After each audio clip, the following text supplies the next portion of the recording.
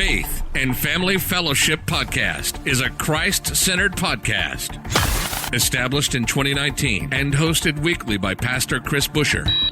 Addressing a host of topics such as the Great Commission, Christian discipleship, and often featuring interviews with special guests who are experts in their field. The views and events expressed on this podcast and all related materials belong solely to their author and not necessarily to the author's employer, organization, committee, or other group or individual. While all attempts are made to present accurate information, some information may become outdated over time. Faith and Family Fellowship Podcast makes every attempt to timely update any and all such information.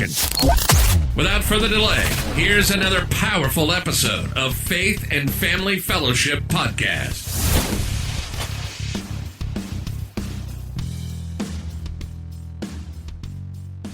Welcome back to another episode of Faith and Family Fellowship Podcast. Once again, I am your co-host, Dallas Monticue, and it's so great to be here in the studio again today. We had some technical difficulties in the beginning, but I'm so excited to talk today to Jason. Jason, thank you for being here today. How are you? I'm fantastic, thank you, and I'm honored that you have us on today. Thank you for that. Absolutely. And Jason, you are the president and founder of a Christian college. Tell me a little bit more about that, if you can. Sure. I am the president and founder of the International College for Christian Studies. We are a fairly new school. We actually got started in June of 2019. And then launched our first classes in January of 2020. So really pretty new to the academic world. Now, having said that, we have been building the infrastructure to launch this college for about 6 years now, even though we didn't actually launch until January of 2020. So our focus is ministry and training people to be able to share the gospel in all areas of the world. And we are a conservative, evangelical, non-denominational, and interdenominational Bible college. Wow.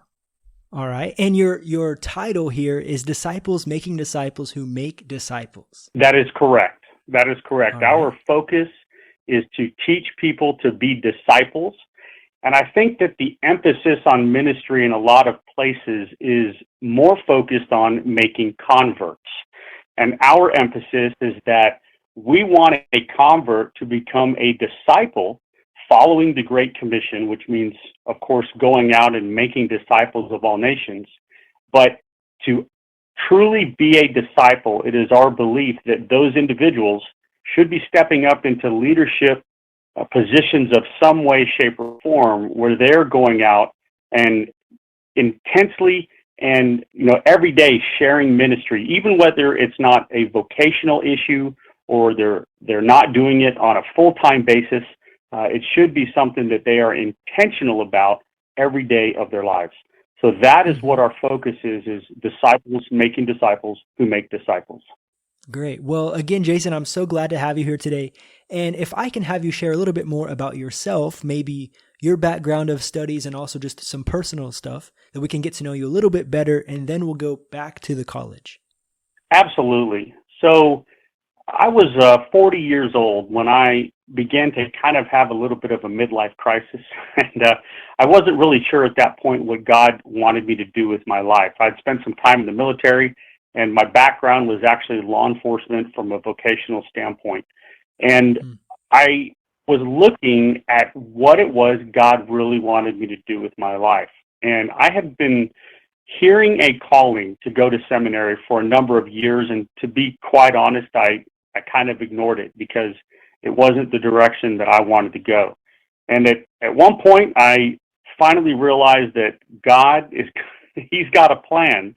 And with a lot of things I was doing, I was involved in multiple ministries, and with a lot of things I was doing, I was kind of seeking for God's help with the things I had in mind, the activities I was doing and the plans I had created.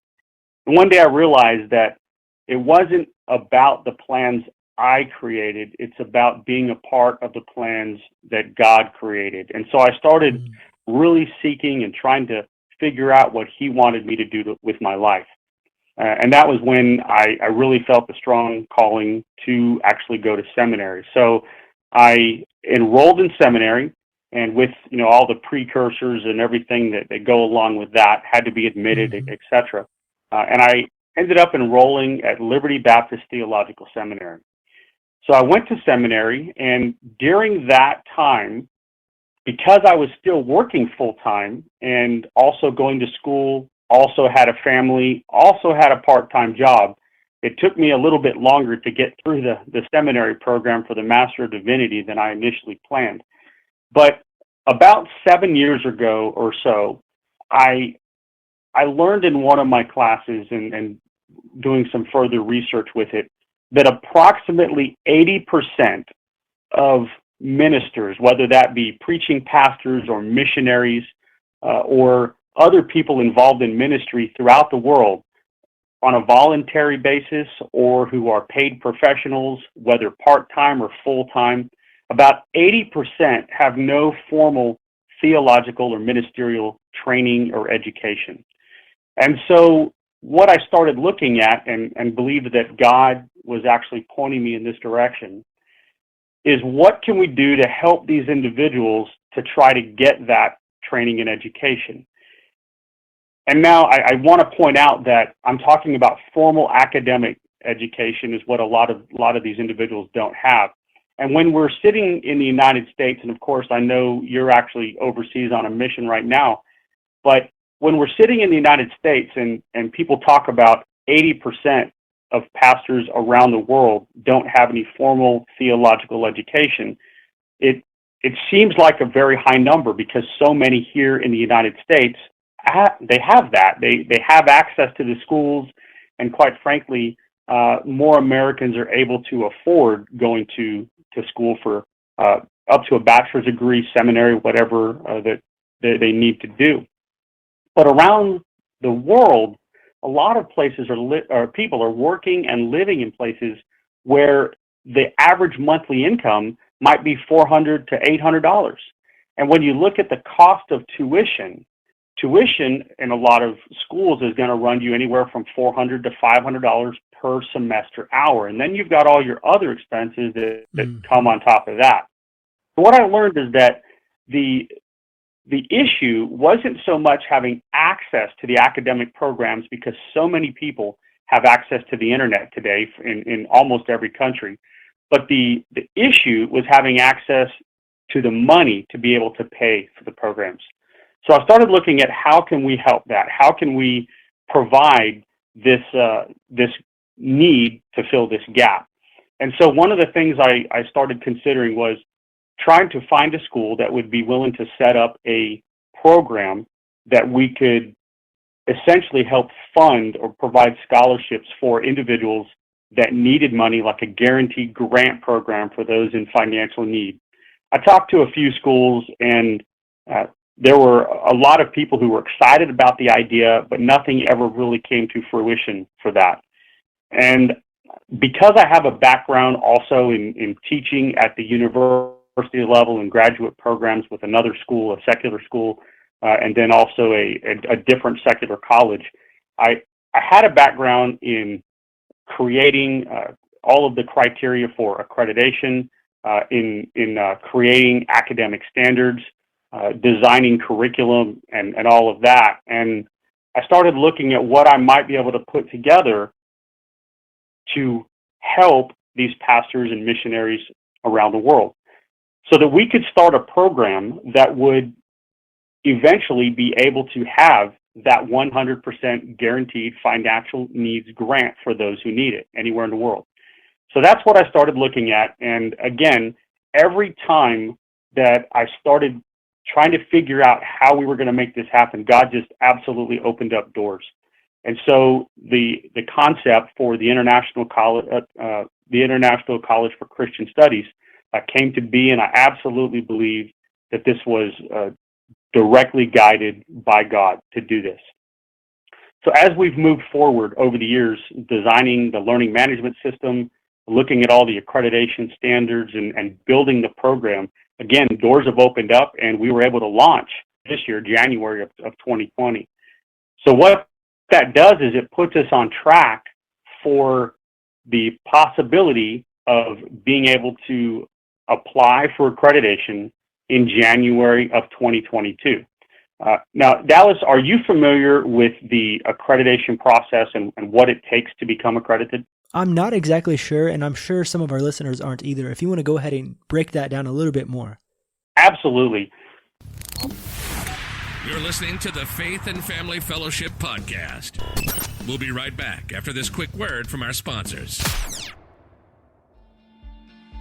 People around the world have been doing amazing work in community building. In spite of many challenges, or perhaps because of these challenges, there are hundreds of thousands of people who are working to make the world a better place. In Dr. Rev Ann Hay Egan's new book, Building Communities of Hope, she shares many powerful testimonies of community builders that have transformed the world. Find this book on Amazon today. This year's best conference for men to boost confidence, get inspired, and do great things. Men have so many responsibilities and stresses that they often feel weighed down by the world. The Manhole Virtual Men's Conference, November 21st, is part of a powerful movement to lift men, inspire in Christ, and encourage to be all fully armored and ready for battle. Get your $16 tickets today at virtualmensconference.net. So, it's interesting that in most fields, if you look at somebody who's going to be a plumber or a teacher or an electrician or anything else, they have standards in place before they allow somebody to actually operate within the context of whatever their profession is. So if I want to be a plumber, for example, I have to go get the training and education to do that. I have to maybe take some exams, and then eventually they'll give me a license to do that at whatever level is appropriate for what I'm trying to do. That's when I can operate as a plumber, is once I have that actual license. Accreditation is quite a bit different, where the accreditation agencies require you to actually operate for a minimum of 2 years before you are allowed to apply for accreditation. However, the catch is you have to operate under the accreditation standards. So in order to do that, you've got to have the appropriately qualified faculty members.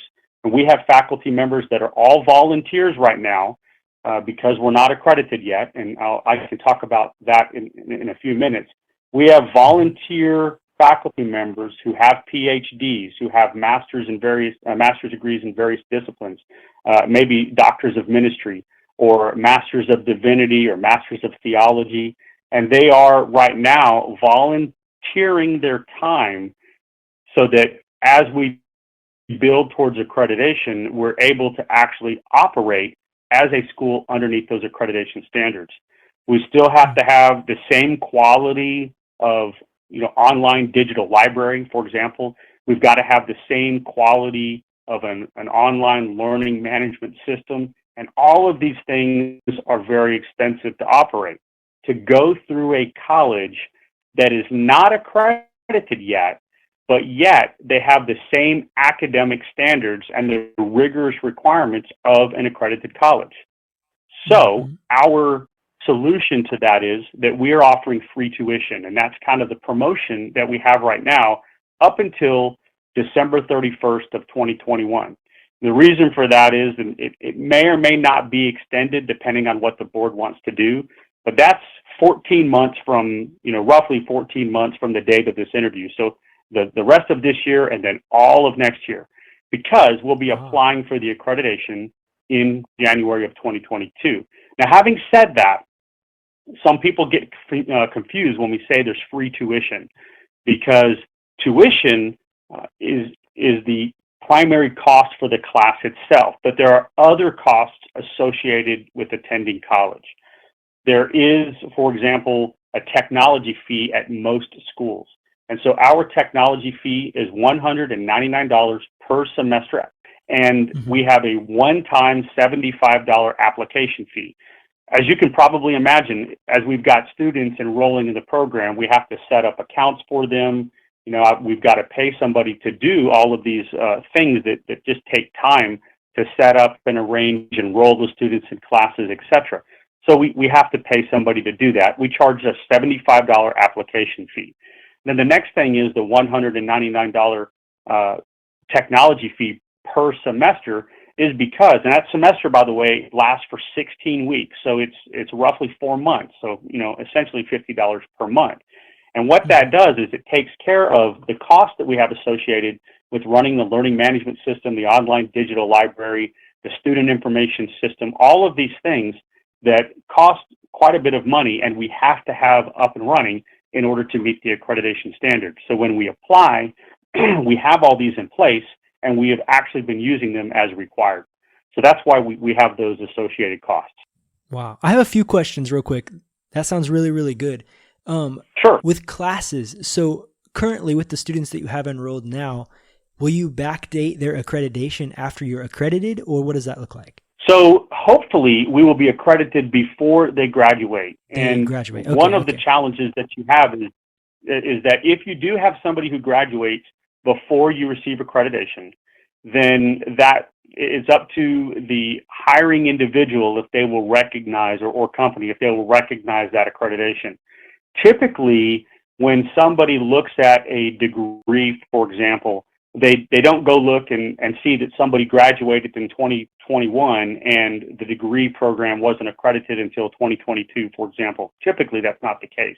However, we do have some plans in place that we're talking to a couple of other universities who will accept the credit from our school so that when they, if they are graduating before we are able to actually become accredited, then that credit will transfer to a school that is already accredited, which they will then be able to send back to us, take one more class, and receive a degree that is accredited after that time frame.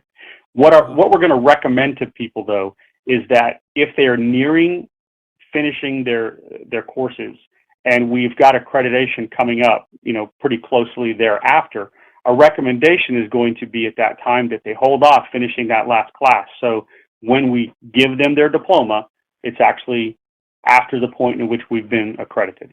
And to understand all of this, it's online based. Right now, we are 100% online, so you can take classes from anywhere in the world. However, once we get accredited and we're able to take the Title IV funding, which is the funding that comes from the federal government, for example, student loans, grants, scholarships, all of that, and we're able to accept things like GI Bill. Once we're accredited and we're able to take all those other sources of funding, that's when we'll able to actually generate more income for the school. And our plan at that point is to establish a residential campus that will be located in the San Antonio, Texas area. And we will have, our programs will be both residential as well as online. Until we get to that point, however, our program is 100% online. Okay, great. And with the students, so are the classes individual, or are they with something that you would watch at your own pace, or is it something that you're in a group class online, something like this? So we do have a few classes that are set up as a self-paced class.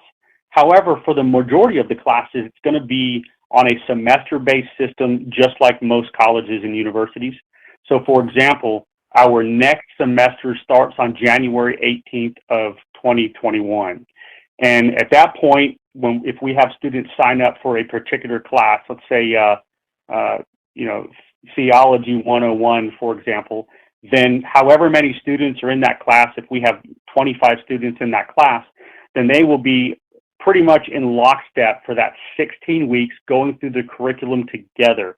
And that's important because we want to have the students to be able to interact with each other through discussion forums, the boards that they'll have, writing their essays and reading each other's comments and then responding to comments. It gives them class interaction. So as far as attending a lecture together, we do have some classes where the professor will have a live lecture that they're presenting, and the students will be able to attend those lectures at whatever time that may be. However, they will also be recorded. So if we have people in other parts of the world, or quite frankly, if their job doesn't allow them to attend the lecture at that time, they'll be able to watch that, a recorded video of the exact same lecture at a later point in time during the week, or whenever that may be. So the ideal way to do it is to have the group of students that are in the same semester, the same module, studying the same, whatever that textbook is, or that lesson is during that week. And so that way they're able to better coordinate with each other, communicating and building and growing, fellowshipping with the rest of the class as they move towards, through the class. Mm-hmm. Sounds like a great thing. We think it is. Mm-hmm. And Jason, do you plan on taking this into other languages as well, or just strictly English as you progress? That is a great question. And right now, by necessity, we have to do it only in English. However, we do have a couple of professors right now who they are from a different country originally, and so English is not their first language. And we are already talking about being able to take some of our classes, and we won't be able to do it with all of them at this point, but we're already talking about some of the classes and translating those into their native languages. Now, the difficulty comes from the textbooks that we're using, because the textbooks, for the most part, are written in English.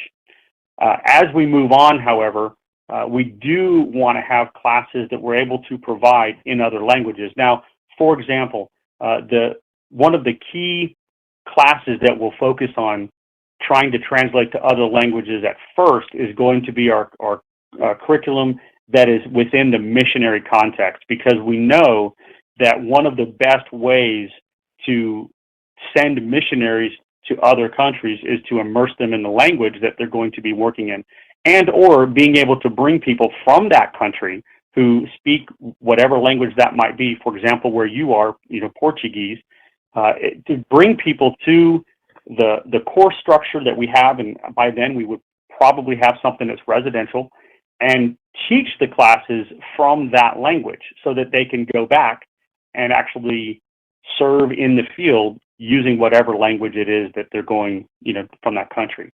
So that is the plan. However, our biggest challenge is the vast majority of our textbooks right now are in English, and getting those translated into other languages is a bit more difficult. Mm-hmm. I can totally understand that. And like you said, immersing yourself in the language of the culture you're going to. I did not do that. And I didn't speak hardly any Portuguese when I came to Brazil. I did some missions before in Asia, and it did not prepare me at all language-wise to come to Brazil. And so I think that's a great point that you're making there.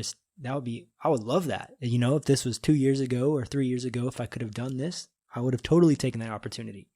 Well, and I greatly appreciate that feedback. I think that, when we go into a place and we want to be able to share the gospel, being able to do that without having a translator is just much easier. And I think there probably is some more credibility with what we're doing if we've actually been able to speak that language as well. And I think that the more we can get immersed in other cultures and in other languages, the better we are able to make disciples of all nations. So that's part of where we want to be. And I do want to ask, you started this in 2020 in the beginning of coronavirus season. And so how did this play into the beginning of the school? Great question. I'll tell you that I don't understand God's plan. I wish I did. I absolutely have full faith and confidence that God is in control. He knows what he's doing. But I do have to admit that I was a little taken aback when we did our soft launch in January of 2020. In other words, at that point in time, we opened it up. We did enroll a few students so that we would be able to test out the curriculum and test out the learning management system and all of that. Our goal was to do what I'm going to refer to as our hard launch for the fall of 2020, so August of 2020.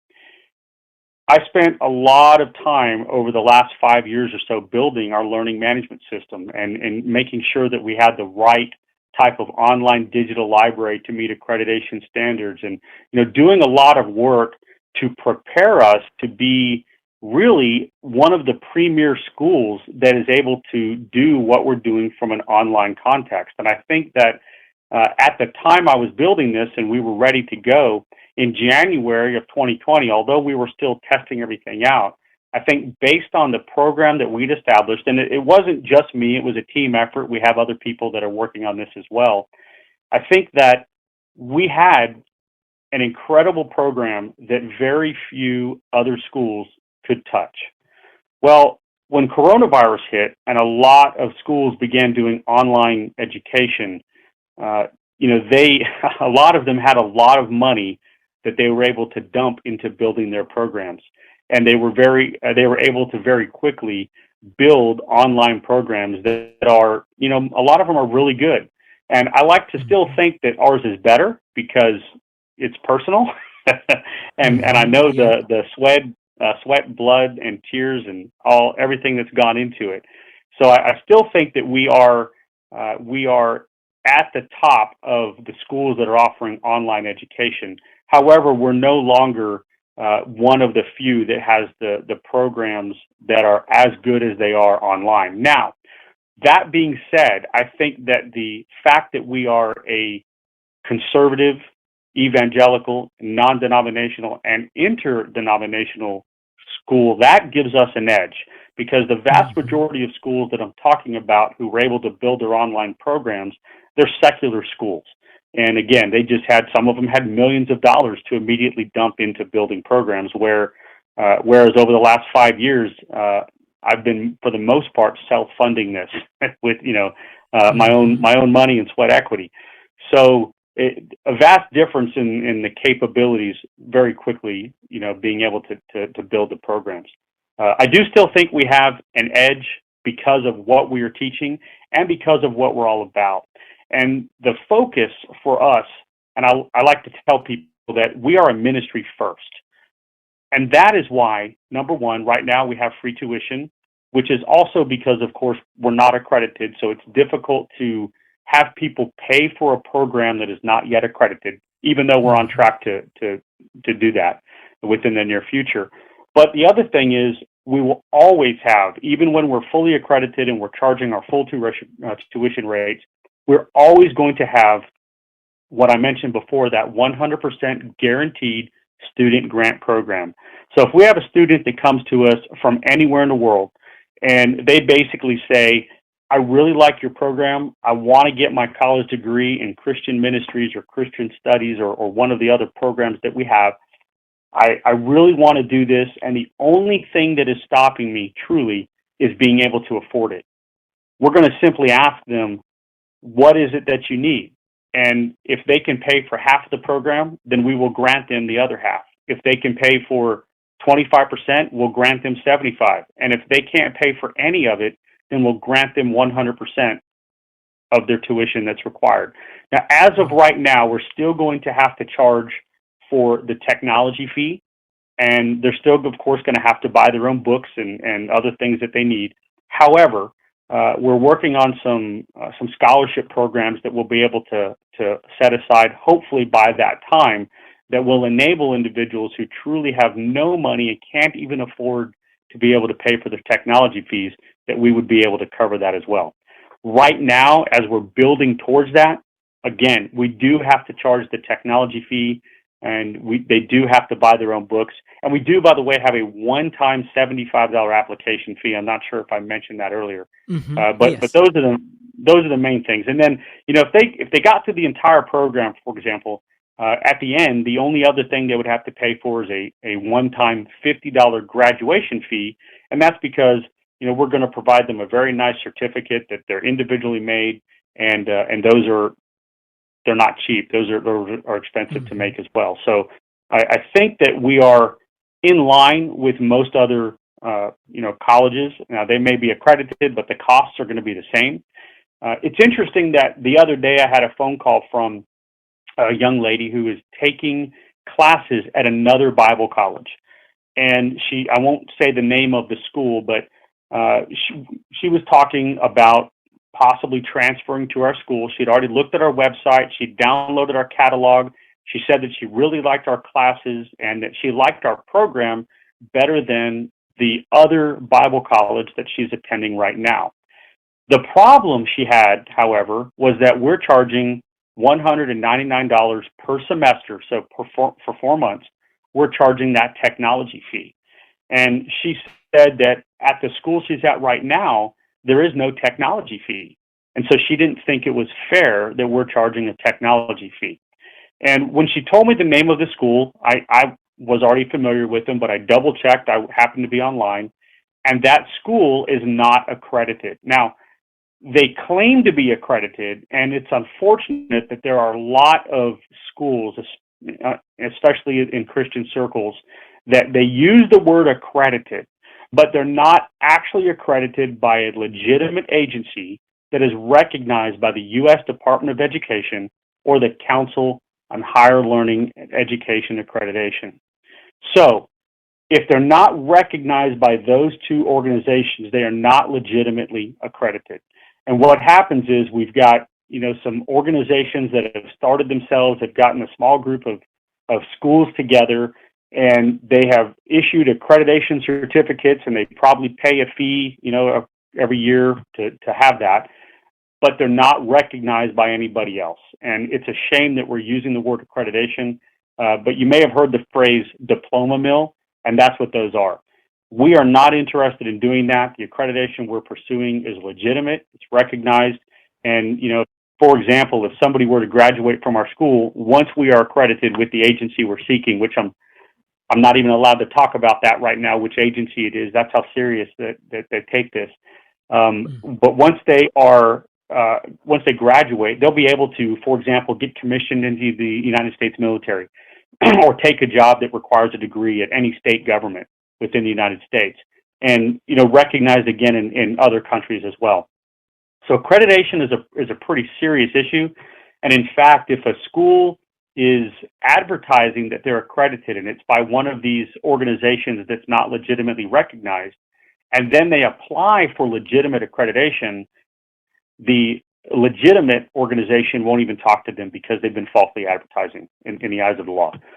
So that changes things for a lot of people. So this other school that this lady was going to, it was not legitimately accredited. And when I told her what we were trying to do and tried to explain that to her, that wasn't even a concern for her. And so I asked her how much she was paying for tuition, and she was paying $500 per semester hour for tuition. Now, that's for a 3-semester hour class, that's $1,500 for a 3-semester hour class. She was a full-time student, which is, depending on where you go, is either 12 or 15 hours. So she was taking 12 hours for four classes at this school. She was paying $6,000 for tuition every semester, every 4 months at this school, but they didn't charge her a technology. So I tried to explain to her that we are not charging tuition right now. Our tuition is free, and that's why we have to charge a technology fee of $199. And when I got to the math and said, you realize you're paying $5,800 per semester more than what you would pay here, she was still stuck on the fact that we're advertising free tuition and we're still charging a $199 technology fee. And she couldn't get past that part. And so she's not going to be joining our student ranks, which to me, I don't understand that.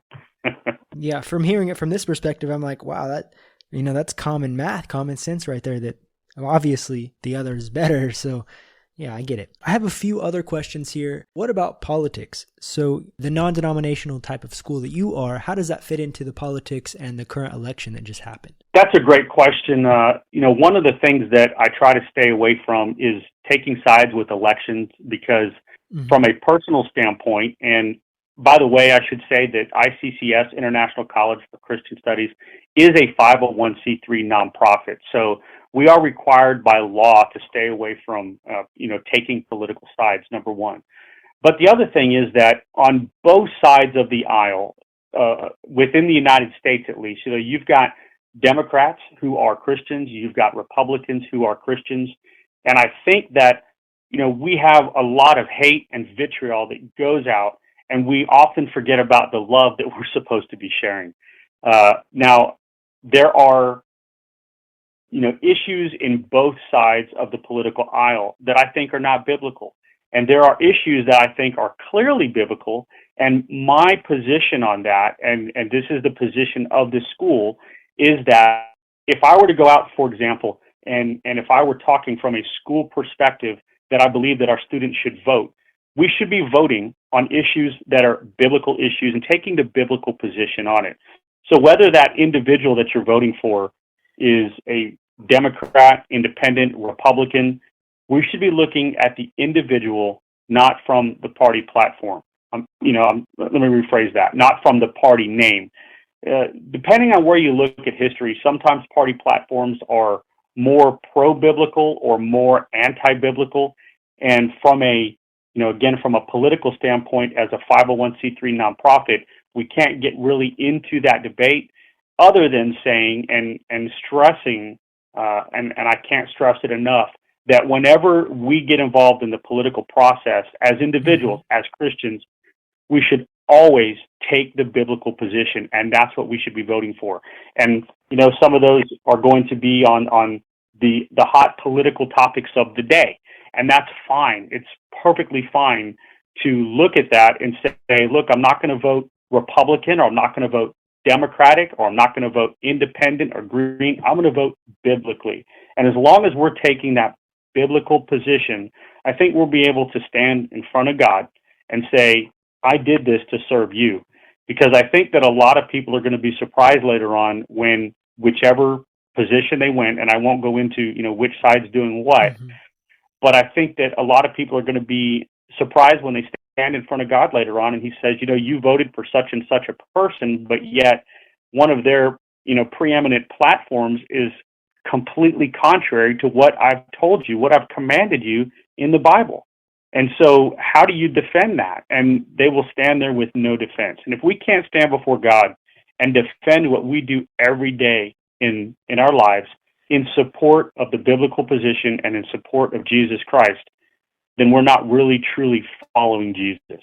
And that's what we're trying to do here at the schools is be disciples who make disciples who make disciples.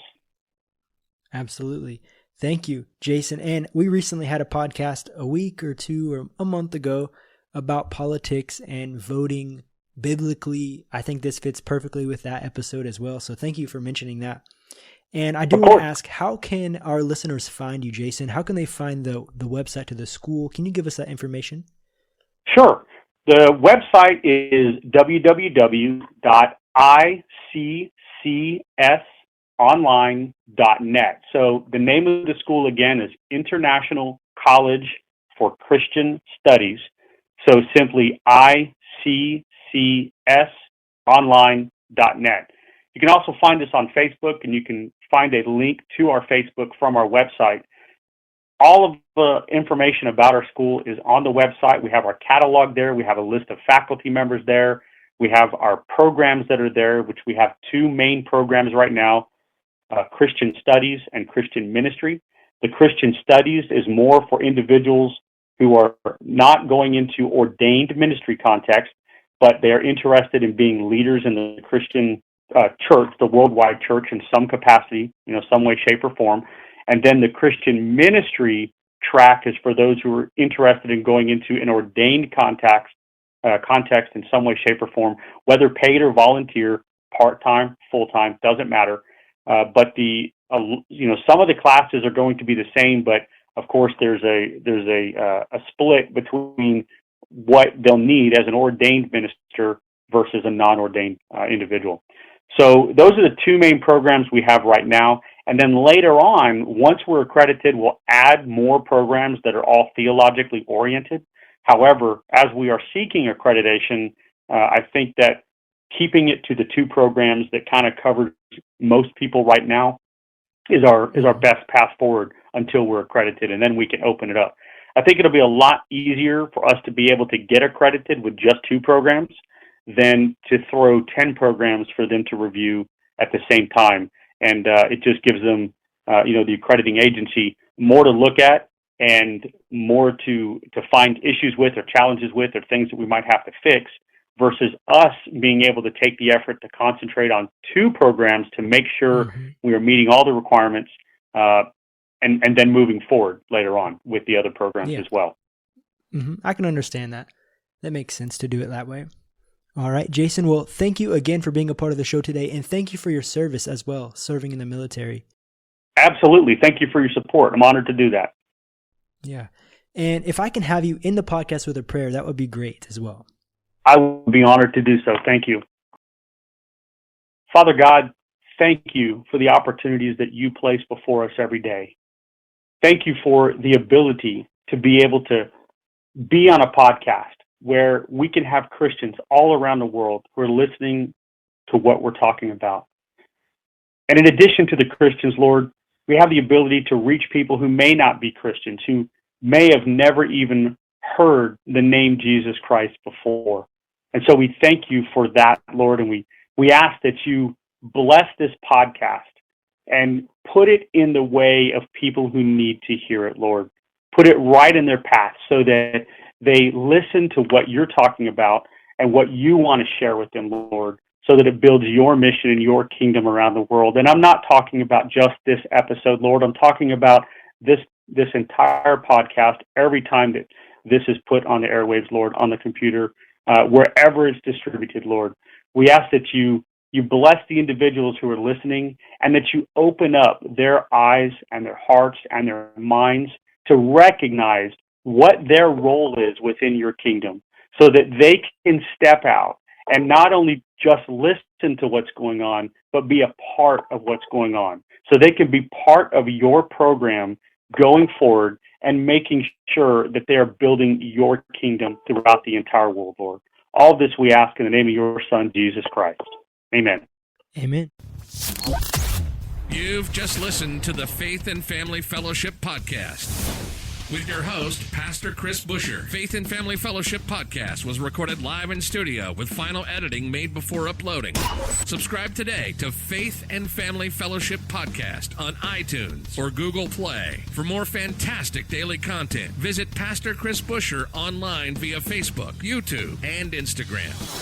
Don't miss the next episode on Faith and Family Fellowship Podcast.